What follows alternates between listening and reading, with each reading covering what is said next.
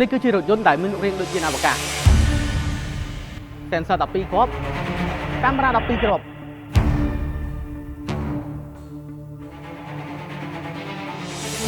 ជាពិសេសអាចបើកបរបានដោយខ្លួនឯង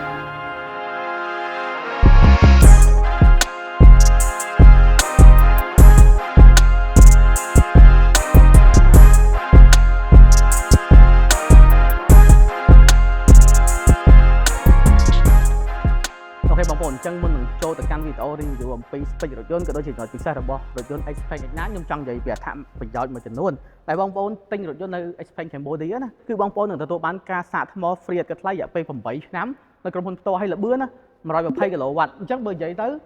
ទិញឡាននេះហើយវាហាក់បីដូចជាអត់មានត្រូវចំណាយអីសាកភ្លើង free ទៀតបាទប្រេងម៉ាស៊ីនក៏អត់ត្រូវការដូរទៀតអញ្ចឹងណាធានាឲ្យបងប្អូន 8 ឆ្នាំទៀតបាទអូខេអញ្ចឹងឥឡូវយើងចូលមកកាន់វីដេអូ review នៃរថយន្តវិញអញ្ចឹងរថយន្តនេះផ្ទាល់អាចនិយាយបានថាជារថយន្តមួយប្រភេទអាចថារៀងវាដូចខ្ញុំបាននិយាយក្បាលវីដេអូអញ្ចឹងវាដូចយានអវកាសមួយអញ្ចឹងហើយបងប្អូនអាចឃើញវីដេអូនៅកម្មវិធី Motor Show ណាបាទ Auto Show គឺរថយន្តនេះគឺម៉ាករថយន្ត Xpeng មានអាឡានហោះទៀតហើយគាត់នឹងយកឡានហោះនឹងមកខ្មែរទៀតអូសាហាវមែនទេបងប្អូនបាទអញ្ចឹងឡាននេះផ្ទាល់ស្ពេចឥឡូវហ្នឹងគឺជិះបាន702គីឡូអញ្ចឹងបងប្អូនប្រើរថយន្តនេះអាចនិយាយបានថាគឺទទួលស្គាល់ពីខាង Xpeng នៅខាងប្រទេសចិនអញ្ចឹងណាចឹងមកថាលេខកូដអីផ្សេងៗគឺគេកត់ត្រាហើយហើយបាទតែតោះនឹងពេលបងប្អូនជាវរថយន្តពី Xpeng Cambodia អូខេអញ្ចឹងយើងចូលមកដល់ការ design អញ្ចឹងសម្រាប់ការ design ខាងមុខ sensor 6ហើយខាងក្រោយ6កាមេរ៉ាមកជុំខ្លួនហើយមាននៅខាងក្នុងរថយន្តទៀតតិចៗខ្ញុំបង្ហាញបងប្អូន2 10គ្រាប់ទៀតហើយឡានហ្នឹងគឺអាចបើកចូលចំណតដោយខ្លួនឯងខ្ញុំនឹងធ្វើតេស្តឲ្យបងប្អូនមើលឥឡូវបងប្អូនមកតាមដានវីដេអូដែលខ្ញុំបានយករថយន្តនេះទៅសាកល្បងតេស្តចូលចំណតខ្លួនឯងដោយអត់មានមនុស្សនៅក្នុងហ្នឹងទេតោះតាមណា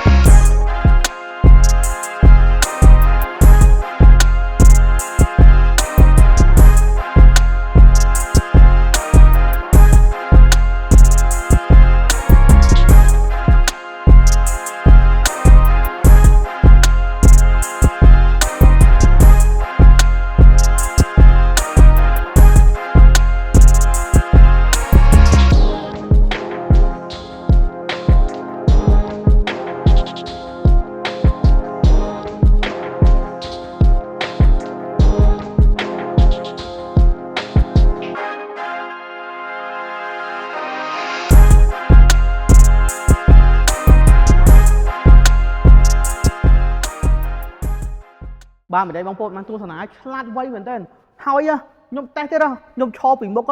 ក៏រថយន្តហ្នឹងចាប់ប្រាំងដែរគាត់ខ្ញុំដើរចេញ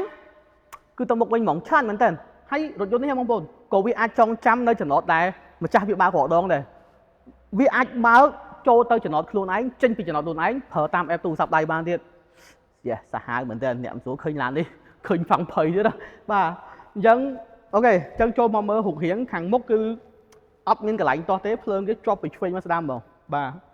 ហើយចង្គៀងគេនេះយើងអាចសេរីបិទបើកហើយ pha code auto ទៀតអញ្ចឹងណា option វាទៅជាសិតទៅនៅខាងក្នុងដោះចំណុំលំអិតបន្ថែមទៀតអញ្ចឹងណាអញ្ចឹងតែតោះការ design ផ្នែកខាងមុខអត់មានអីវាត្រូវថាមើលទៅតាក់ភ្នែកហើយគឺមើលទៅស្អាតមែនតើក៏ខ្ពស់ពីដៃក៏ខ្ពស់ល្អដែរបងប្អូនខ្ទង់មួយចាមជាងដែរអញ្ចឹងណាបាទអញ្ចឹងតាក់តងនឹងផ្នែកខាងមុខខ្ញុំមានប៉ុណ្ណឹងជួយបងប្អូនបន្ទាប់មកទស្សនាផ្នែកចំហៀងហើយនឹងផ្នែកខាងក្នុងហើយចំណងបងប្អូនទៅទស្សនាផ្នែកខាងក្រៅរថយន្តតោះតាមណារបស់នេះ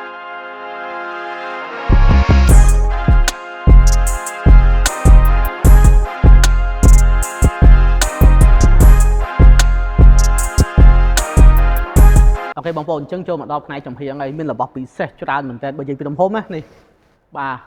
5293មីលីម៉ែត្រ75ម៉ែត្រ3ហើយធំល្អទលាយមែនតើហើយកម្ពស់ខ្ទង់7ម៉ែត្រ8ហើយបើតតឹងវិញខ្វះតន្តិចទៀតគឺ2ម៉ែត្រហើយអញ្ចឹងទលាយល្អខ្លាំងហ្មងហើយក៏អីគេខាងក្នុងគឺ3ជួរតែតិចតិចចំហាញបងប្អូនអញ្ចឹងណាព្រោះចំហៀងនេះមានរបស់ត្រូវបង្ហាញច្រើនដូចបូមបងប្អូនបូមនេះមិនមែនបូមធម្មតាទេអាចឡើងចុះបានតាមស្ថានភាពផ្លូវសិនជាបងប្អូនជិះរៀងលឿនយើងតម្លាក់បូមចុះទៅអញ្ចឹងណាឡើងបាន40មីលីម៉ែត្រចុះបាន40មីលីម៉ែត្រទៅនៅមែនតើបូមឡើងចុះទៀតបាទតែតិចទៀតតម្លៃខ្ញុំនឹងប្រាប់បងប្អូនស្ដាប់ស្ពេចខ្ញុំនិយាយសិនហើយទោះទាយតម្លៃថាតម្លៃប៉ុន្មានអញ្ចឹងណាទាយលេងសិនកាមេរ៉ាគាត់មកជាងនេះឃើញ3គ្រាប់បាត់ហើយនេះបងប្អូនបាទ1 2 3បាទដាក់ logo Xpeng ហេតុផលហើយទៅឡានហ្នឹងអាចបើកបោបានខ្លួនឯងហើយចូលចំណតខ្លួនឯងដល់អត់មានមនុស្សទៀតបាទទំនើបច្រើនមែនតើបងប្អូនហើយទ្វារគេដៃទ្វារលឹបលៀនហើយទ្វារនេះសិតតែអូតូទាំងអស់ហើយទ្វារគេរបៀបបើកចង់បើកតាមសោក៏បានបើកតាមបញ្ជាខាងក្នុងក៏បានគឺខាងមុខនេះក៏បានយល់ទៅរបៀបបើកគេច្រើនមែនតើបងប្អូនអ ចឹងបាទអញ្ចឹងតកតងនឹងផ្នែកចំហៀងខ្ញុំមានប៉ុណ្ណឹងជូនបងប្អូនប៉ុន្តែយើងនៅសល់អីច្រើនទៀតខ្ញុំត្រូវនិយាយឥឡូវចូលមកមើលកៅអីជួរទី2សិនដោយសារកៅអីជួរទី2ជាកៅអីដែលពិសេសខ្លាំងមែនទែនតោះមកតាមដានកៅអីជួរទី2មួយខ្ញុំហើយបន្តមកបើយើងទស្សនានៅខាងតកងតោះតាមដានបងប្អូន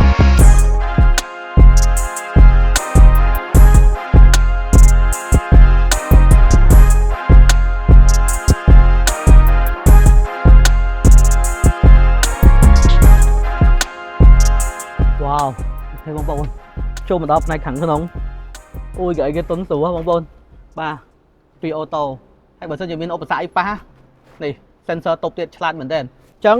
អារម្មណ៍ខ្ញុំនៅពេលដែលអង្គុយលើកៅអីនេះគឺទុនផាសុខភាពមែនទែនហើយកៅអីនេះគឺមាន zero gravity បែរថាពេលយើងចុចប៊ូតុងហ្នឹងទៅវានឹងដំណើរការខ្លួនឯងហ្មងបាទនេះទេបងប្អូនលើនេះគឺវាផ្អែកអញ្ចឹងអានេះវាលយមកអញ្ចឹងហើយអញ្ចឹងពេលយើងអង្គុយគឺអស់ចាមែនទែនហ្មងបាទនេះមើលយើងគេងបងប្អូនស្រួលមែនទែនតែខ្ញុំអត់គេងថតទេព្រោះប្រយ័ត្នបងប្អូននេះយើងគេងបែបនេះឥ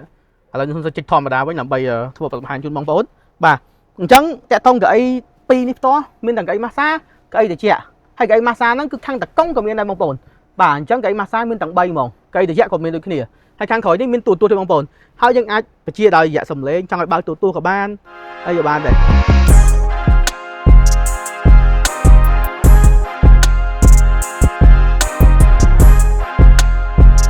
ហ្នឹងហើយចឹងបងប្អូនឃើញហើយទំនើបមែនតើបងប្អូនហើយកន្លែងនេះគឺកន្លែងគេដាក់សាកថ្មខ្សែកម្លាំង50វ៉ាត់លឿនមែនតើហើយតេឡេនេះតេឡេគេបងប្អូនយ៉ាតេឡេនេះយើងអាចខាច់បញ្ជាទូយើងបានណាដើម្បីមើល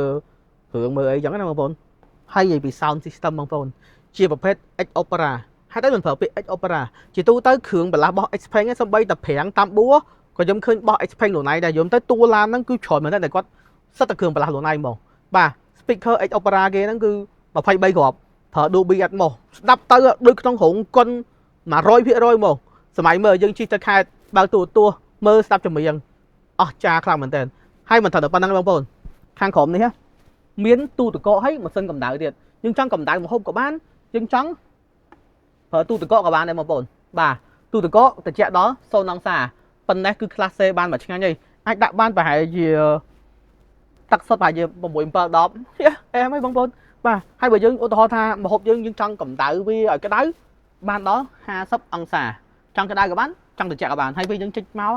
ឡើង smooth បងប្អូនហើយមិនសិនចាក់ក៏យើងអាចសេរីនៅខាងក្រោយយើងបានដែរមិនបាច់ថាតអ្នកមុខសេរីទេបងប្អូនបាទអញ្ចឹងតើតោះនៅផ្នែកខាងក្រោយនេះគឺ option នេះគឺច្រើនមែនតើបងបាទមាន 3D បាំងមានអីបាទមានកញ្ចក់ខាងលើជីអូយំទៅ option ទំនើបច្រើនមានភ្លើង ambient light មានអីទេបងប្អូនបាទហើយបងប្អូនឃើញណាអូខេកៅអីជួរទី2តលេបែបហ្នឹងជីស្រួលបែបហ្នឹងតិចកៅអីជួរទី3អង្គុយអត់កើតឆ្អៀតឬក៏មិនទៅឥឡូវមកតាមដានកៅអីជួរទី3របស់ខ្ញុំថាតើអាចអង្គុយតលេអត់តោះកៅអីជួរទី2យើងចុចប៊ូតុងមួយវានឹងខិតមកមុខបងប្អូនហើយខាងក្រោយយើងអាចចូលបានហើយអង្គុយ3នាក់អញ្ចឹងណាហើយបើសិនជាបងប្អូនត្រូវការដាក់អាវ៉ាន់នៅកៅអីជួរទី3យើងក៏អាចបត់ឲ្យរៀបស្មើបានដែរអូខេបងប្អូនចូលមកដល់កៅអីជួរទី3ហើយខ្ញុំរៀងភ្ញាក់ផ្អើលបន្តិចហ្មងហេតុអីនេះវ៉ាវបត់ឡើងដេកហ្មងសម័យមើលនេះហើយលេខរូមនៅសល់ប្រហែលជាចិត្តខ្ទង់មួយអាមទៀតហើយមួយអាមហ្នឹងមិនមែនខ្ញុំខិតកៅអីនេះទៅមុខខ្លាំងទេណាគឺមកល្មមជីបានហ្មងហើយស្បីតាកគេនេះយើងអាចឡើងចុះចេះបានទៀតបងប្អូនទំនើបមែនតើហ្មងបាទហើយមានកន្លែងដាក់កែវទឹកអញ្ចឹងតាក់តងកៅអីជួរទី3យ៉ាគឺអូខេមែនតើហ្មងអង្គុយ3នាក់ក៏បាន2នាក់ក៏បានបាទអញ្ចឹងតាក់តងកៅអីជួរទី3មានប៉ុណ្ណឹងឥឡូវមកទស្សនាដល់ឡៃតកង់ម្ដងថាឡៃតកង់មានអ្វីពិសេសតោះ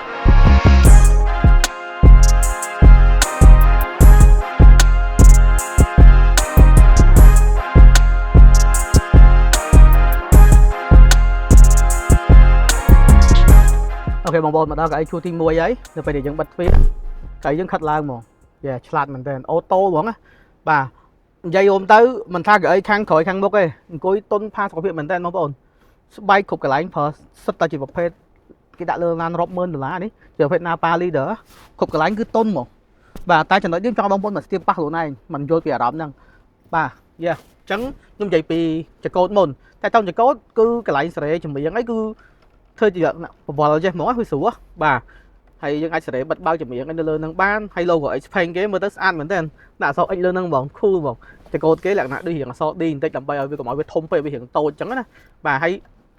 តុនស្រួលមែនតើនេះបាទហើយកន្លែងដាក់លេខគឺទៅលើនេះហ្មងបងប្អូននេះបាទនេះកន្លែងដាក់លេខគេ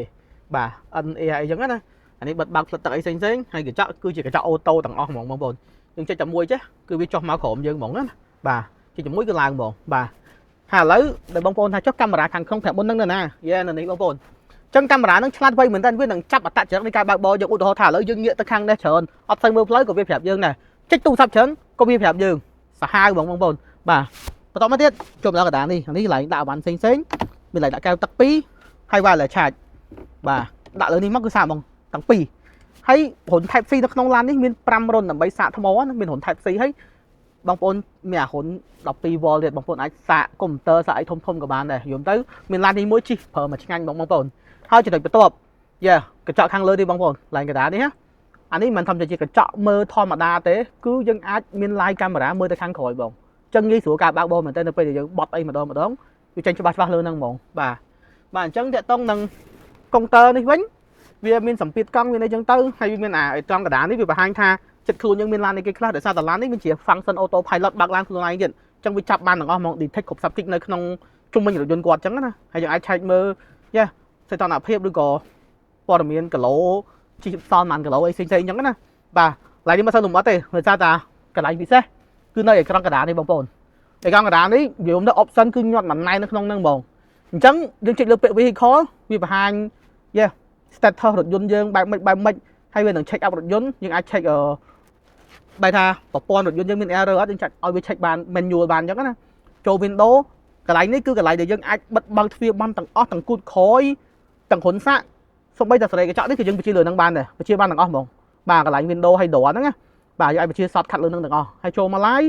ហ្នឹងគឺយើងអាចសេរីកម្ពស់ពលឺយើងឡើងចុះបានបិទបើកអូតូឬក៏បែបមិនចឹងទៅបាទហើយសូម្បីតែភ្លើងអក្សរនៅខាងក្រោយ Xpeng ហ្នឹងក៏យើងអាចបិទបើកវាបានស៊ីសងលើចំណូលចិត្តបងប្អូនដែរ option វាជាមានច្រើននៅក្នុងហ្នឹងអញ្ចឹងណាហើយ ambient light គឺបងប្អូនអាចសេរីបាន64ពណ៌បាទច្រើនពណ៌ដូចមិន60ខាងលើហ្នឹងច្រើនមែនទេតែលយត្រង់ថាវាដាក់ dual tone ហ្នឹងគឺយើងបានន័យថា ambient light យើងគឺមិនមែនមានតែ1ពណ៌ទេឧទាហរណ៍ឥឡូវយើងបងប្អូនស្រឡាញ់ពណ៌ឯងដាក់3ពណ៌ឲ្យវាលោតឆ្លាស់គ្នាក៏បានដែរចង់ឲ្យវាលឿនយឺតទៅតាមជាក់ស្ដែងហើយចូលដល់កៅអីយើងអាចសេរីកៅអីត្រជាក់ដូចខ្ញុំបានប្រាប់នៅខាងក្រោយអញ្ចឹងមានកៅអី massage បាទមាន3កៅអីដែលគេផ្ដល់ជួយមកអញ្ចឹងណាកៅអីក្រោយ2តកង់1អញ្ចឹងទៅបាទហើយតាក់ទងនឹងតារាយយើងអាចសេរី comfort standard ឬក៏ sport ឬក៏ individual គឺ custom អញ្ចឹងយើងអាចទៅថាឥឡូវយើងចង់សេរីប្រព័ន្ធប្រាំងផ្សេងចកោតផ្សេងយើងអាចសេរីទៅតាមហ្នឹងអញ្ចឹងណាហើយយើងអាចសេរីកម្ពស់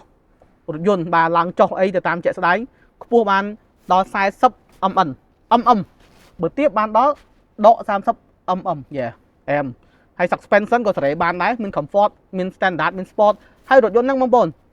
នៅពេលដែលវាចាប់ detect ថាផ្លូវខាងមុខត្រូវប្រើបត់បែនមិនគឺវានឹងសេរីទៅតាមនឹងទៀតវាធ្វើឲ្យយើងបើកផាសុខភាពហ្មងយំទៅមាន AI រថយន្តនេះឆ្លាតមែនទែនបាទហើយនឹង option ច្រើនទៀតនៅក្នុងហ្នឹងហើយតែតង real time VR នេះអីផ្សេងៗទៀតហើយជួបដល់ driver assistant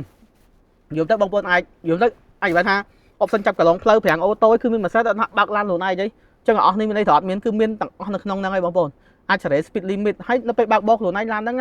ឧទាហរណ៍យើងសេរី speed limit មិនសេរី speed limit ដែលយើងថាចាប់ផ្លាកសញ្ញាចរាចរណ៍60វានឹងបើកទៅ60ក៏បានដែរហើយចង់ឲ្យវាបើកលឿនជាងហ្នឹងក៏បានស៊ីសងទៅបងប្អូនស្រែអញ្ចឹងទៅបាទហើយកន្លែង valet parking assistant នេះគឺដែលថាយើងអាច check in the ball ឲ្យវាចូលចំណតនៅខាងក្រោមជាន់ដីខ្លួនឯងវាចងចាំនៅអ្វីដែលយើងបើកបរពីមុនណាបាទឆ្លាតមែនតើអញ្ចឹងណាយល់ទៅ option មកឆ្ងាញ់ហ្មងយល់ទៅឡើងធាហ្មងបាទហើយដូចជា option ដែលខ្ញុំប្រាប់ថាចូលចតខ្លួនឯងដែលអត់មានមនុស្សហ្នឹងក៏ប្រើបានដែរគឺបង្ហាញជូនបងប្អូនស្ដែងលើហ្នឹងហ្មងបាទ option ច្រើនមែនតើហើយ voice assistant យើងអាចបញ្ជាវាបើកតួបិទបើកសិនជាហើយនឹងបញ្ជាអីផ្សេងនៅលើហ្នឹងមានច្រើនបងប្អូនអាចទស្សនាបានអញ្ចឹងណាខ្ញុំបង្ហាញបងប្អូនអូច្រើនមែនតើបាទហើយ sound system យើងអាចសេរីអីផ្សេងនៅក្នុងហ្នឹងតាក់ទងការសាក battery health protect គឺជាទូទៅឡៃសាក់ថ្មគឺ recommend បងប្អូនសាកត្រឹម 90% ចុច battery health protection ទៅវានឹងជួយរក្សាអាយុកាលអាគុយយើងឲ្យបានកាន់ល្អអញ្ចឹងណាហើយយើងក៏អាចយកភ្លើងចេញទៅប្រើខាងក្រៅបានដែរបាទនិយាយថាអគ្គិសនីទូទៅហើយបាទអូខេ intelligent image option អីផ្សេងច្រើនមែនតើនៅក្នុងនេះយល់ទៅឡាននេះគឺ option គឺច្រើនសាហាវហ្មងបាទអូខេហើយបងប្អូនច្បាស់និយាយថាបងដូចអត់ទាន់ឮសូននិយាយថាទំហំថ្មប៉ុណ្ណាអីប៉ុណ្ណាឥឡូវខ្ញុំបង្ហាញតាក់ទងទំហំថ្មហើយលឿនពី0ទៅ100ប្រើពេលប៉ុន្មានឥឡូវខ្ញុំបង្ហាញបងប្អូនតាក់ទងរថយន្តហ្នឹងបងប្អូនទំហំថ្មអាចនិយាយបានថាគឺធំ101.5 គីឡូវ៉ាត់បាទ dân chỉ ban đó bao loại pi kilo hay tại trong một phép thâm mô băng phôn chỉ một phép IP68 chỉ một phép dust and water resistant nó nên chẳng bài phây tha thử tập thử ấy băng phôn hay bởi dân chỉ vì tha xạ thâm mô là bươn lươn bị đọc thị rồi tới 80 thị rồi băng phôn phở pê ta mà phây nữa tí dân sẵn thay dân châu tinh cà phê tận tịch tới cứ thâm mô dân ban phây như băng phôn dân á dùm tới cứ dùm tới xạ thâm mô lươn mình tên hay bà pon rồi dốn cứ phở mà tờ mùi bà pon pong mùi chẳng áចំណុច like មកតើនេះបងប្អូនបើសិនជាបងប្អូនចង់បានមកតើ2ក៏ក្រុមហ៊ុនមានដែរអាចកម្មង់ជាមួយក្រុមហ៊ុន Xpeng Cambodia ផ្ទាល់អញ្ចឹងបងប្អូន ហើយបើនិយាយពីតកតងនឹងកម្លាំងវិញបងប្អូនគឺ319 PS ជាមួយកម្លាំងរមួ450 Newton mét ជាន់ពី0ទៅ100គឺប្រើពេល 7.7 វិនាទី Top speed គឺ200បាទហេបាន200លឿនហើយបងប្អូនបាទអញ្ចឹងតកតងនឹង spec តកតងនឹង battery ក៏ដូចជាល្បឿនគឺខ្ញុំមានប៉ុណ្ណឹងហើយបើយើងនិយាយពីប្រព័ន្ធជើងក្រុមបងប្អូនជាប្រភេទខាងមុខណា Double Visible Independent Suspension ហើយតកតងនឹងខាងក្រោយគឺ Martin Link Independent Suspension អញ្ចឹងពេលយើងជិះគឺមានអារម្មណ៍ថាវាផាសុខភាពល្អមែនទែនបងប្អូនយល់ទៅគឺជិះឡាននេះខ្ញុំបានតេស្តតារាយដែរបងប្អូនគាត់ថាមិនបានតេស្តឆ្ងាយតែជិះប៉ុណ្ណឹងគឺមានអារម្មណ៍ថាអត់ដឹងនិយាយថាម៉េចវាជិះទៅវាស្ងាត់ហើយសូម្បីតែកញ្ចក់ចំហៀងហ៎បងប្អូនកញ្ចក់សិតតែ2ជាន់ទាំងអស់ហ្មងអញ្ចឹងងាយស្រួលក្នុងការបើកបរមែនទែនបងប្អូនបាទនិយាយទៅខ្ញុំនិយាយ review ថ្ងៃនេះគឺសឹងថាមិនអាចអស់ 100% តើបងប្អូនមកទស្សនាផ្ទាល់ថា option វាច្រើនប៉ុណ្ណាអញ្ចឹងណាព្រោះវាច្រើនខ្លាំងពេកទេបងប្អូនហើយបើយើងនិយាយពី hardware វិញបងប្អូនរថយន្តហ្នឹងប្រើ Snapdragon បាទ Qualcomm Snapdragon គឺប្រព័ន្ធវាដំណើរការបានល្អមែនទែន touch screen smooth ណាហើយអេក្រង់ entertainment កណ្ដាលហ្នឹងគឺ 17.3 អ៊ីងហើយអេក្រង់កុងទ័រយើងគឺ 10.25 អ៊ីងហើយទូខាងក្រោយហ្នឹងគឺ 21.4 អ៊ីងហើយសំខាន់មួយទៀតឡានហ្នឹងគឺប្រើ Wi-Fi ក៏បានជាតិមែនទែនបងប្អូនបាទហើយយើងទៅគឺ option វាច្រើនមែនទែនហ្មងណាយើងទៅប្រភេទ full option ហើយបើយើងនិយាយពីប្រព័ន្ធសិនជាក់វិញបងប្អូនបាទប្រើ CN95 អញ្ចឹងវានឹងចម្រោះ filter តទៅនឹងខ្យល់អីគឺអត់ឲ្យខូចប៉ះពាល់សុខភាពយើងខាងក្នុងទេមាន PM 2.5 ទៀតហើយកាន់ពិសេសបងប្អូនទៅពេលដែលយើងជិះកាត់កន្លែងណាដែលមានខ្យល់មិនល្អវា alert ប្រាប់យើងមុនបងដើម្បីយើងបន្សុទ្ធខ្យល់ព្រោះដោយសារតែរថយន្តនៅប្រទេសបងប្អូនហ្នឹងឯងនៅប្រទេសចិនជាទូទៅខ្យល់អាកាសវាអត់សូវល្អទេអញ្ចឹងរថយន្តរបស់ប្រទេសចិនមួយសិតតែមានអាហ្នឹងទាំងអស់បងប្អូនអែមបងហើយតើតើតួខ្លួនបងប្អូនជាប្រភេទ high strength steel aluminum hybrid cage body បងប្អូនហើយតើតើនឹងពងសុវត្ថិភាពវិញគឺមានមួយជុំរថយន្តហ្មងហើយនៅពេលដែលយើងដើរចេញពីរថយន្តគឺវានឹងអូតូចាក់សោខ្លួនឯងបងប្អូនយល់ទៅគឺមកឆ្ងាញ់បាទតែបងប្អូនអញ្ចឹងតើតើនឹងកាមេរ៉ា360រថយន្តនេះគឺ smooth ច្បាស់មែនតើបងប្អូនមើលដាក់ទៅដិតហ្មងហើយខ្ញុំឆ្លាញ់ផងអេក្រង់Touch smooth ទៅបងប្អូនបាទមាន option ច្រើននៅក្នុងនេះបាទមាន map មានអីទៀតមាន browser យើងអាច download កម្មវិធីចេញពី store នៅក្នុងរថយន្តនឹងបានទៀតយល់ទៅអាចនិយាយថាអីក៏មានដែរក្នុងរថយន្តនេះបាទអូខេអញ្ចឹងតាក់តងនឹងកន្លែងសេរីម៉ាស៊ីនជាក់ក៏ដូចគ្នាម៉ាស៊ីនជាក់គេគឺដូចខ្ញុំនិយាយអញ្ចឹងពីខ្ញុំណាសេរីធ្លាប់តែសេរីលើនេះហ៎តែដល់ពេលមកសេរីលើនេះវារៀងប្លែកអារម្មណ៍បាទអាចថាពិបាកបន្តិចស្រួលបន្តិចតែខ្ញុំជឿជាក់ថាបើសិនជាយើងប្រើញាប់វានឹងអាចស្រួលសម្រាប់បងប្អូនហេតុអីដោយសារតែវាមានកន្លែងសេរីតែថាដាក់វាបាញ់មកមុខយើងហ្មងអីក៏បានដែរអញ្ចឹងណាតែបើយើងរៀងថ្មីដំបូងវាអាចថាវារៀងពិបាកចុចពលរបស់យើងតែរៀងថ្មីយើងគិតថារៀងពិបាកចុចតែខ្ញុំជឿថាតែយើងចុចបានរៀងស្ទាត់ដៃទៅគឺវានឹងស្រួលសម្រាប់យើងហើយលើនេះផ្ទាល់បងប្អូនក៏យើងអាចមើលកម្រិតខ្យល់ដែរថាឥឡូវខាងក្រៅកម្រិតខ្យល់អាក្រក់វាប្រហែលកម្រិតខ្យល់ខាងក្នុងវាប្រហែលវាចេញលើនឹងច្បាស់មកនេះ in PM 2.5 នេះ in វា27អៅសូនអីចឹងទៅវាចេញយើងច្បាស់លើហ្នឹងហ្មងគិតដល់សុខភាពមែនតើរថយន្តរបស់ប្រទេសចិនបាទអញ្ចឹងតើតោះនៅ option ខាងក្នុងការ design ផ្នែកខាងមុខចំហៀងអីជួទី2និយាយអស់ហើយទី3ក៏និយាយអស់ទៀតអញ្ចឹងនៅសល់តែរូបរាងផ្នែកខាងក្រោយឯងដោយសារតែរូបរាងខាងក្រោយពិសេសមែនតើស្អាតខ្លាំងហ្មងបន្ទាប់មកបើយើងបើកបោះសាកល្បងតោះតាមណាទាំងអស់គ្នា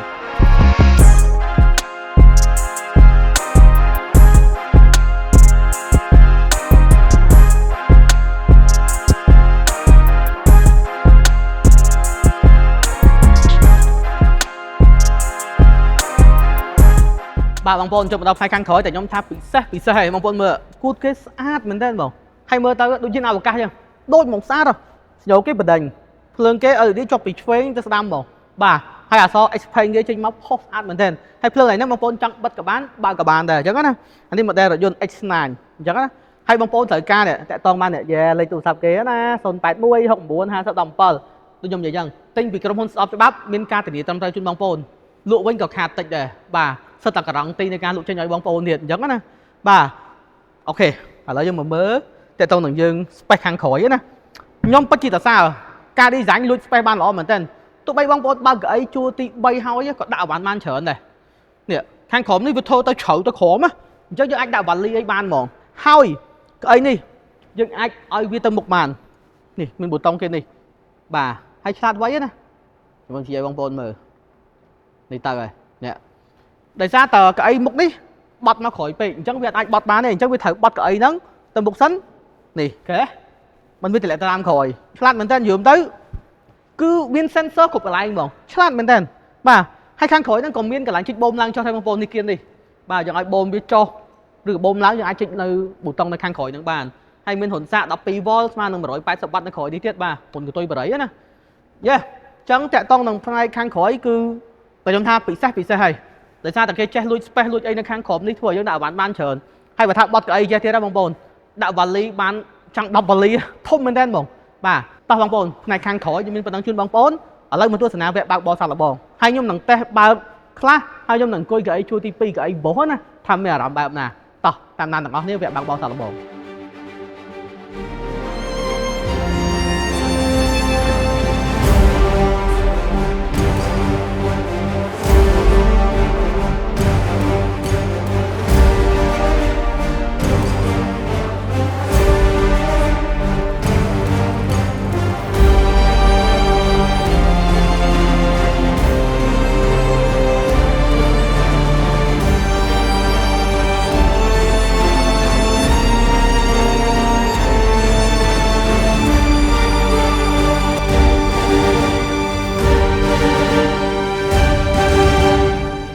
អូខេបងប្អូនអញ្ចឹងតើតើអារម្មណ៍នៃការបើកបរខ្ញុំណាជាមួយរថយន្ត Xpeng X9 បែបនេះ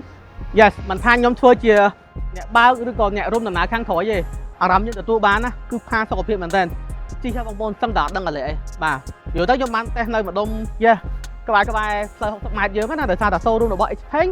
គឺនៅបណ្ដោយផ្លូវ60ម៉ែត្របងប្អូនអញ្ចឹងក៏បងបានធ្វើតេស្តតាអង្គុយកៅជួរទី1អង្គុយកៅជួរទី2ដើម្បីតេស្តឡើងថាជិះទៅបែបណាដែរហើយបើនិយាយពីសំទុះលបឿនជន់បានហ្មងសម្រាប់រថយន្តអគ្គិសនីមួយហ្នឹងហើយសំខាន់ជាងគេខ្ញុំសាកតេស្តបានរៀងលឿនបន្តិចដែរខ្យល់លឺពីខាងក្រៅសឹងតែអត់លឺដោយសារហេតុអី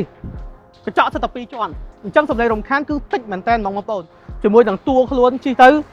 យើងតែអារម្មណ៍នៃការបើកបរខ្ញុំពិបាកនឹងការប្រាប់បងប្អូនតោះតែបងប្អូនមកតេស្តបើកបរសាក់លបងផ្ទាល់បានដឹងថាអារម្មណ៍ខ្ញុំបែបណាហើយអារម្មណ៍របស់បងទទួលបានគឺបែបណាខ្ញុំហ៊ាននិយាយថាស្រួលជិះអញ្ចឹងណាចំណុចចុងក្រោយដែលខ្ញុំភ្លេចបញ្ជាក់ប្រាប់បងប្អូនរថយន្តនេះបងប្អូនឃើញហើយតួ5ម៉ែត្រជាងអញ្ចឹងនៅពេលដែលបត់កង់មុខបត់ស្ដាំកង់ខាងក្រោយតែបងប្អូនមើលគឺងាកឆ្វេងសួរថាហេតុអីដើម្បីឲ្យការបត់មុំគឺវាខ្លីជាងមុនខាងក្រោយហ្នឹងគឺបត់បាន5ដឺក្រេទៀតអញ្ចឹងវាជួយឲ្យការបត់យើងកាន់តែចិត្តជាងមុនបាទឆ្លាតមែនតើអញ្ចឹងខ្ញុំបាត់ទៀតតែតង់រថយន្ត Xpeng ខ្ញុំមានប៉ុណ្ណឹងព័ត៌មានបន្ថែមអាចមកតាក់ទងក្រុមហ៊ុនគាត់ផ្ទាល់នេះបងប្អូនមកមើលឡានផ្ទាល់បើកបោះសាក់លបងផ្ទាល់ហើយ Xpeng មិនមែនមានតែ model ហ្នឹងទេនៅមាន model ផ្សេងទៀតបងប្អូនមកទស្សនា showroom គាត់ផ្ទាល់អញ្ចឹងណាបើសិនជាបងប្អូនចាប់អារម្មណ៍រថយន្ត Xpeng X9 ក៏អីធំហ្នឹងបងប្អូនគឺលក់ជូនតម្លៃពិសេសមែនតើ70000ស្តង់ទេជាមួយការថែមជូនជាច្រើនស្លាកលេខវែងកម្រាលជើងមួយឈុតរថ UV ជុំវិញឡានហើយជាពិសេសសាកថ្មល្បឿនលឿន8ឆ្នាំល្បឿន120គីឡូវ៉ាត់អត់គិតថ្លៃបងប្អូន free រហូតមកហើយការធានាវិញបងប្អូន8ឆ្នាំពីរោងចក្រលើម៉ូទ័រនៅអាគុយ5ឆ្នាំពីរោងចក្រលើតួរថយន្តសេវាកម្មថែទាំអតិថិជនបាទអត់គិតថ្លៃគឺ5ឆ្នាំសេវាកម្ម after sale 24ម៉ោងឬ25ខែក្រុងអញ្ចឹងពិសេសមែនតើអញ្ចឹងបើសិនបងប្អូនចាប់អារម្មណ៍អាចតាក់ទងទៅខាងក្រុមហ៊ុន Xpeng Cambodia បាន